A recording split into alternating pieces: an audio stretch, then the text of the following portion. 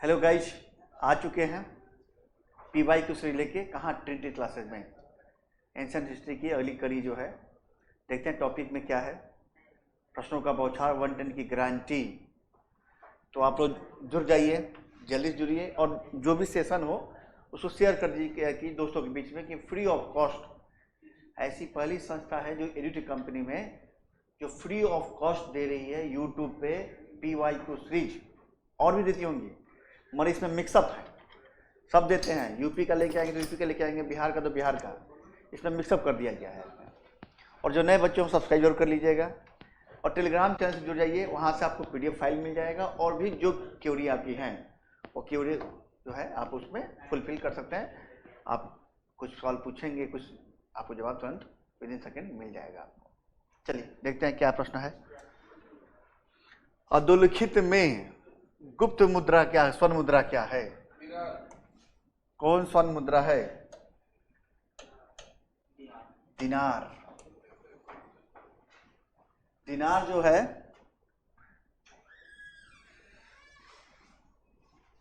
दिनार, चलिए दिनार स्वर्ण मुद्रा थी इसमें। अच्छा, पन किसके समय का था? पन मौर्यन पीरियड का पन था मुद्रा, मौर्यन काल का पन था मुद्रा। और निस था वैदिक पीरियड का, निस शतमान वैदिक पीरियड। हाँ, कौड़ी भी वैदिक पीरियड का ही है। निस और शतमान दो यूज होते थे।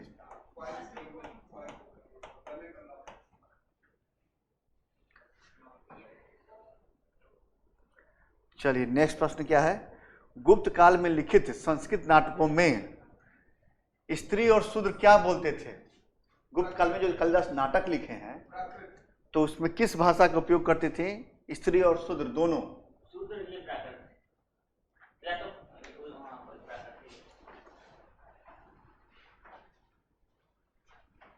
धन्यवाद। प्राकृत भाषा का उपयोग करते थे। यदि उच्च वर्ण के लोग मैं पूछूं, हाँ उच्च वर्ण लोग संस्कृत भाषा का उपयोग करते थे। ये अभ्रंश शैली है और पाली एक भाषा है। सती प्रथा का प्रथम उल्लेख, ईयर बताना है आप लोग को। सती प्रथा का प्रथम उल्लेख से साक्ष्य कहाँ प्राप्त होता है और ईयर भी बताना है, किस ईयर का साक्ष्य था। ये तो मैं जानता हूँ गुप्ता पीरियड था। तो बताइए काल बताइए आप लोग। और किसकी वाइफ सती हो रही थी?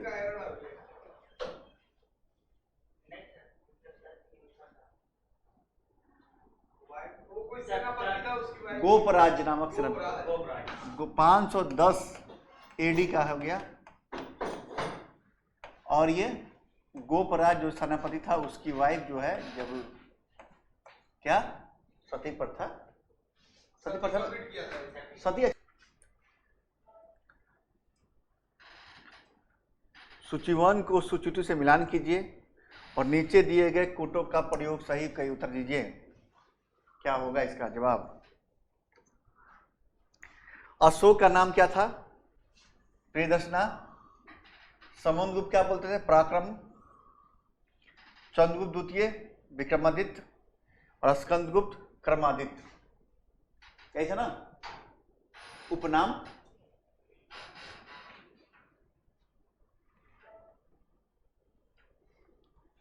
कर्म का सिद्धांत संबंधित है किससे? कर्म का सिद्धांत किससे संबंधित है बताना आप लोग सभी लोग को।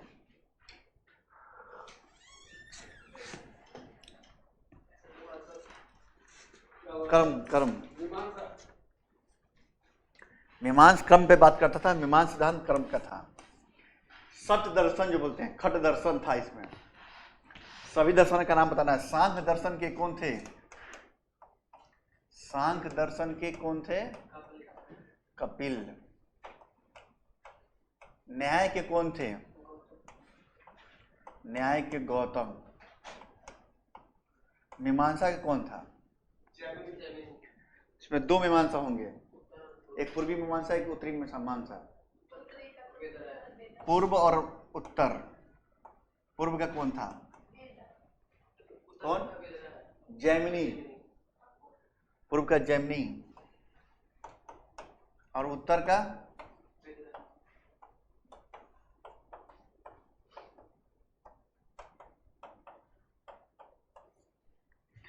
और क्या बचा? वैशेषिक क्या बताइए? उल्लूक कनाद।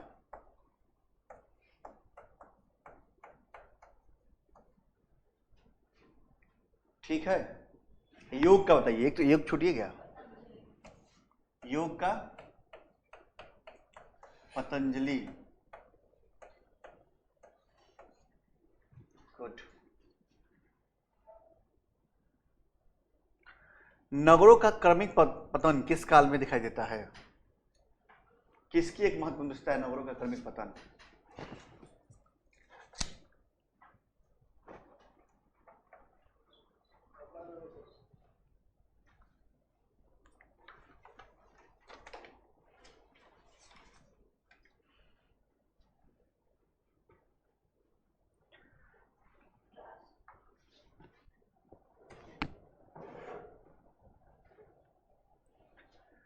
क्या होगा? गुप्त काल में नगरों का क्रमिक पतन हुआ था। गुप्त काल में, गुप्त युग में भूमि राजस्व की दर क्या थी? गुप्त युग में भूमि राजस्व की दर क्या थी? 1/6। उपज का 6ठा भाग होता था भू राजस्व की दर।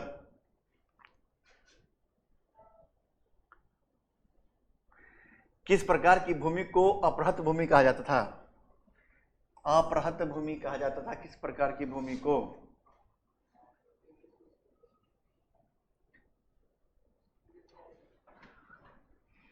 अंग्रेजी क्या होगा इसका? अपहृत की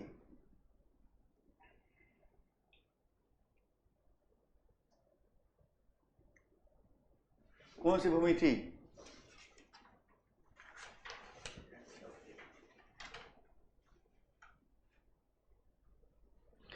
बिना जोती हुई जंगली भूमि। बिना जोती हुई जंगली भूमि थी वो।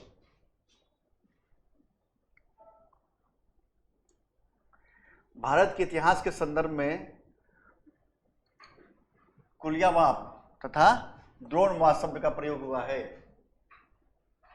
किसके लिए? भूमाप के लिए, भी मौद्रिक मूल्यों के सिक्के के लिए, नगर की भूमि का वर्णन करने के लिए, या धार्मिक अनुष्ठान के लिए? धार्मिक अनुष्ठान के लिए। किसके लिए? भूमि माप के लिए हुआ था। कंफर्म?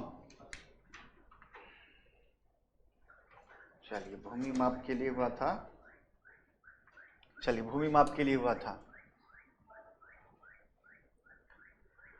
गुप्त साम्राज्य द्वारा निम्न में से किन्हें कर रहित कृषि भूमि प्रदान की जाती थी? सैन्य अधिकारियों को, सिविल अधिकारियों को, ब्राह्मणों को, दरबारी विद्वानों को। और यही वो काल है जब सामंतीकरण, सामंतवाद की उत्पत्ति होता है। तब क्या आंसर होगा? सभी लोग जवाब दीजिए कमेंट करके। आप लोग भी कमेंट के जवाब दिया कीजिएगा।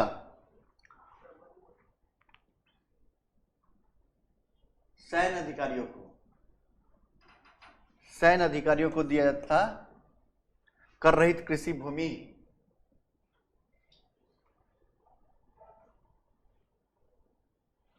प्राचीन भारत में सिंचाई कर को क्या कहते थे? प्राचीन भारत में, प्राचीन भारत में सिंचाई कर को क्या कहते थे?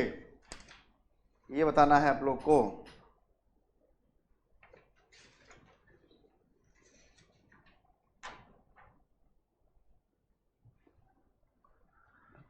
सिंचाई कर को क्या कहते थे? हिरण्य जो था, नगद, कैश, कैश को था ना नगद। मौर्य काल में लिया था नगद कर, ये मौर्यकालीन कर था। मौर्य काल में नगद कर था। तो बताइए, सिंचाई कर को क्या कहा जाता था?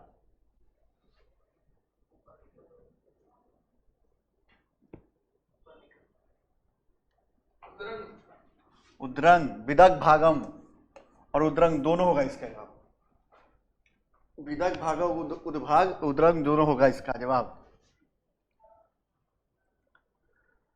प्राचीन भारतीय गुप्त राजवंश के समय कौन संदर्भ में नगर घटशाला, कदुरा और चौल किसके लिए विख्यात था? क्या था ये सब? विदेशी व्यापार करने वाला बंदरगाह था, शक्तिशाली राज्यों की राजधानियां थी, उत्कृष्ट प्रकृष्ट कला स्थापत्य की क्या थी इसमें? पोर्ट था ये विदेशी से व्यापार करने वाले पोर्ट थे ये सब। चौल का नाम सुने ही होंगे आप लोग। तोरनमन किस जातीय दल का था जो आक्रमण किया था इंडिया में? तोरनमन की मैं बात कर रहा हूं। यूची ट्राइब के कुषाण वंश वाले थे। और इसका उल्लेख ह्यूएन भी करता है, मंसूर अभिलेख में मिलता है कि तोरनमन जो आया था यहाँ पे आक्रमण किया था। इसके बाद यशोधर्मन के काल में हून नाम सुने? हून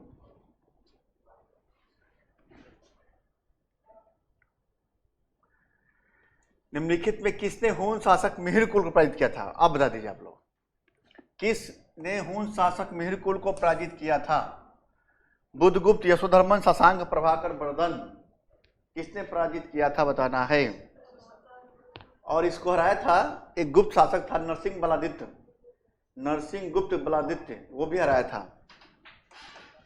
नरसिंह गुप्त बलादित्य भी हराया था। और इसमें कौन हराया था बताइए? इसने हराया था। इसमें कौन हराएगा? मालवा के शासक यशोधर्मन।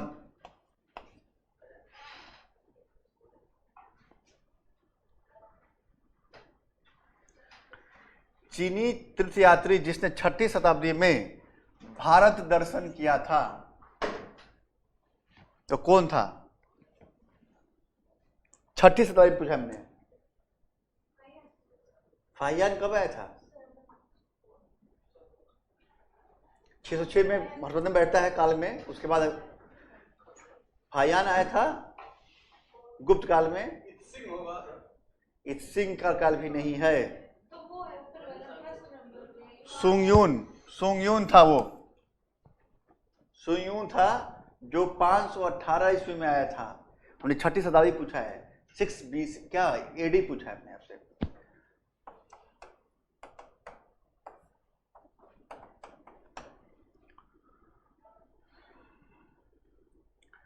चीनी यात्री सुंगयून ने भारत की यात्रा की थी, कब की थी आप बता दीजिए। 3 वर्ष से रहा था, कहीं 5 साल मिलता है, 3 साल। 515 से 520 ईस्वी तक सुंगयून भारत में रहा था। निम्नलिखित कथनों पर ध्यान पर पढ़िए और बताइए। अब स्टेटमेंट है, गुप्त सम्राट स्वयं के लिए दैवीय अधिकारों का दावा करते थे। उनका प्रशासन नितांत केंद्रीकृत था, सेंट्रलाइज था। उनका जो एडमिनिस्ट्रेशन था सेंट्रलाइज था। उन्होंने भूमि दान की प्रथा परंपरा को विस्तारित किया था। बताना है क्या क्या किया था इसमें।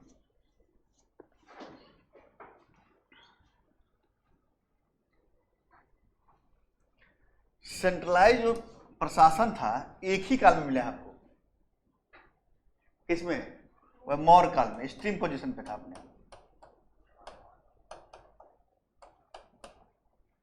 और जब सामंतीकरण व्यवस्था हो जाएगा, राजा देवी अधिकार प्राप्त कर लेंगे, राजा महाराजा धीराज परम भट्टारक की उपाधि लेंगे, छोटे भी राजा होंगे, तो क्या होगा? प्रशासन सेंट्रलाइज तो होगा नहीं। अब तो जो राजा जहां का होगा वहां अपना प्रशासन होगा, बस केंद्र को टैक्स देगा। तो सेकेंड तो ऐसे ही काम हो जाता है। पहला जो था वो अपने आप को दैवत की उपाधि दी थी उन्होंने। देवगुप्त का हमने चर्चा किया था, परम भागवत की चर्चा की थी। देवगुप्त की उपाधि किसकी थी? देवगुप्त की उपाधि किसने लिया था?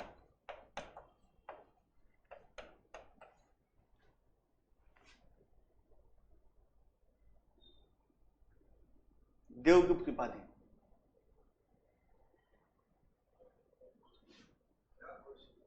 देवगुप्त उपाधि किस लिए थी? देवगुप्त, देवराज, देवश्री, ये तीनों उपाधि थी।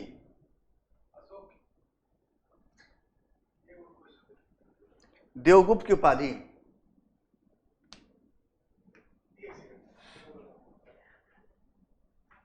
और परम भागवत की उपाधि से ली थी। कमेंट करके बताइए आप लोग, देवगुप्त की उपाधि किसने ली थी? मैं कमेंट सेक्शन में कमेंट चेक करूंगा। इसका 1 और 3 क्यों भूमिदान की प्रथा शुरू नहीं हुई थी? तो विस्तारित नहीं हुआ इस समय काल में हुआ था। देवगुप्त की उपाधि किसने ली थी? कमेंट करके बताइए सभी आप लोग, कमेंट सेक्शन में कमेंट चेक करेंगे हम सबका।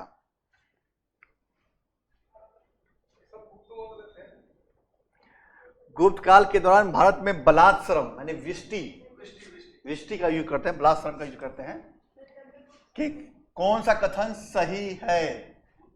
Chandragupta second, good. कौन सा कथन सही है इसके बारे में बताइए, क्या है इसमें कथन सही है? इससे राज्य के लिए आय का एक स्रोत बना और जनता द्वारा दिए जाने वाला एक प्रकार का कर माना जाता था। यह गुप्त साम्राज्य के मध्य प्रदेश और काठियावाड़ क्षेत्रों में पूर्णतः विद्यमान था, नहीं था वहां। और बलाश्रम साप्ताहिक मजदूरी का हकदार होता था। मजदूर के ज्येष्ठ पुत्र को बलाश्रमिक के रूप में भेज दिया जाता था। क्या होगा इसका जवाब? आईएएस का प्रश्न है, आईएएस का प्रश्न है ये।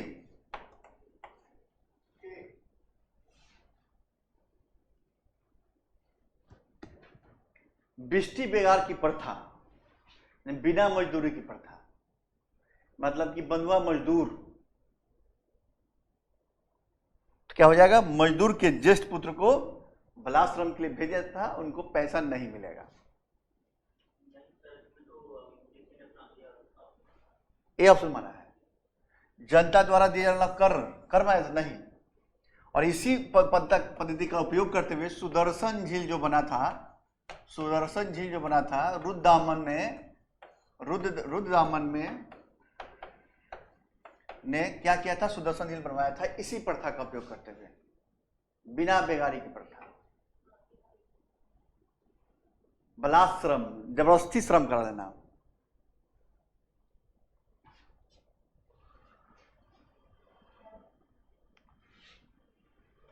शूद्रक द्वारा लिखी गई प्राचीन भारतीय पुस्तक मृच्छकटिकम का विषय क्या था? बताइए, आईएएस का प्रश्न है ये, आईएएस का प्रश्न है ये। प्रेम गाथा थी। शूद्रक की पुस्तक थी मृच्छकटिकम, उसका विषय था एक धनी व्यापारी और गणिका की पुत्री की प्रेम कथा।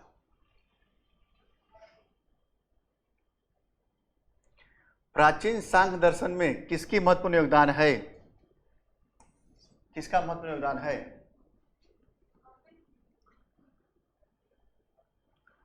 कपिल, गौतम, नागार्जुन, चरवाक। सांख्य कपिल। गौतम में क्या था? न्याय था।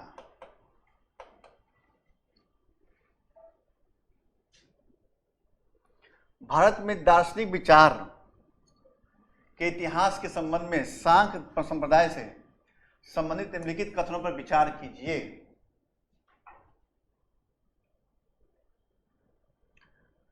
सांख्य जो थे पुनर्जन्म और आत्मा में विश्वास करते थे, को स्वीकार नहीं करते थे। और सांख्य की मानता है कि आत्मज्ञान ही मोक्ष की ओर ले जाती है, ना कोई ब्रह्मा प्रभाव या कारक। बताइए, आईएएस का प्रश्न है ये। क्या आंसर होगा? दोनों सही।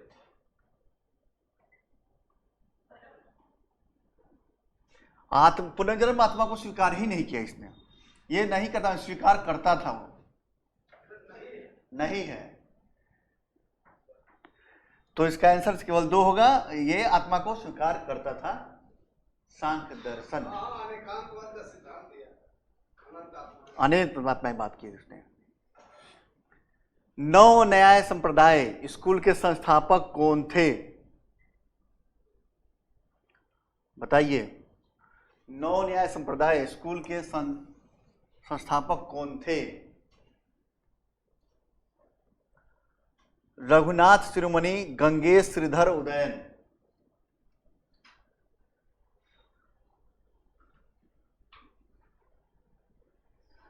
बहुत फेमस क्वेश्चन, और ये ऑप्शनल में जब हुआ करता था, हिस्ट्री पूछा गया था उसमें, और आईएएस 2009 का प्रश्न है ये। उसका यूपीपी से सवाल पूछा इसको। फिरोज, क्या जवाब होगा इसका? रघुनाथ शर्मनी। और कोई? गंगेश।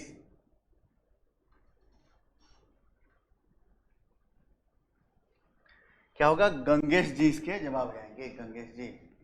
और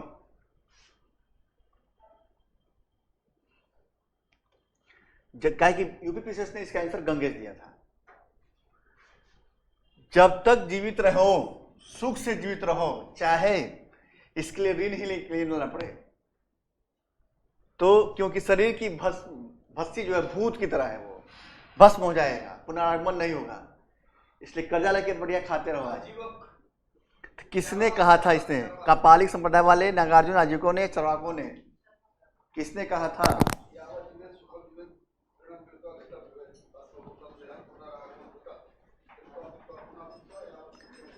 चारवाक या आजीवक? चारवाक। अच्छा, चारवाक और किस दर्शन को विश्वास करते थे? भौतिकवादी थे, लोकायत दर्शन मानते थे क्या? और नास्तिक विचारधारा वाले थे, नास्तिक विचारधारा के लोग थे, मेटलिस्ट जो बोलते हैं हम लोग। हाँ,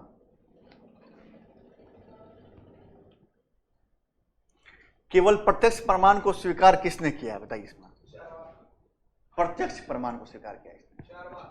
चारवाक दर्शन ने प्रत्यक्ष प्रमाण को स्वीकार किया है, जो है वही सच है।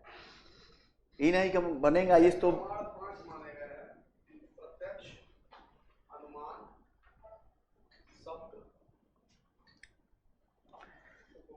न्याय दर्शन को प्रचारित किया था किसने? गौतम ने। कहाँ गौतम लिखा हुआ है? अच्छा, जैमिनी ने किस दर्शन पे?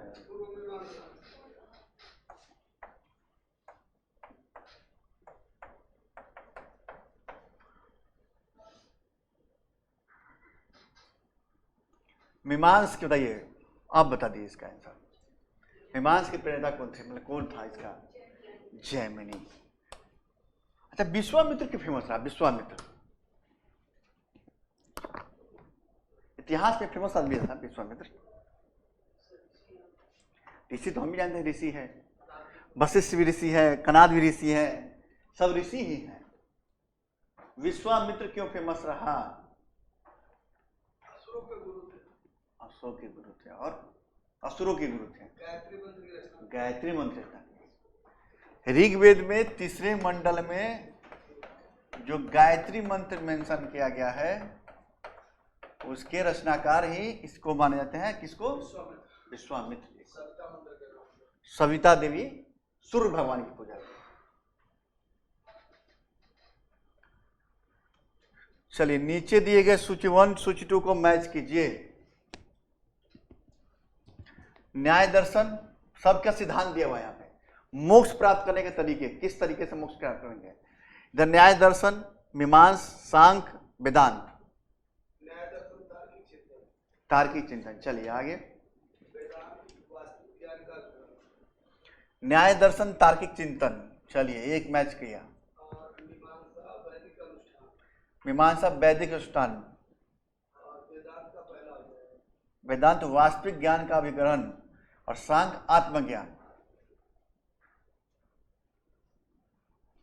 ठीक है, चलिए। ये भी आईएएस का प्रश्न है, आईएएस का ही प्रश्न है ये भी। चलिए, मिलते हैं नेक्स्ट क्लास में। जय हिंद, जय भारत साथियों।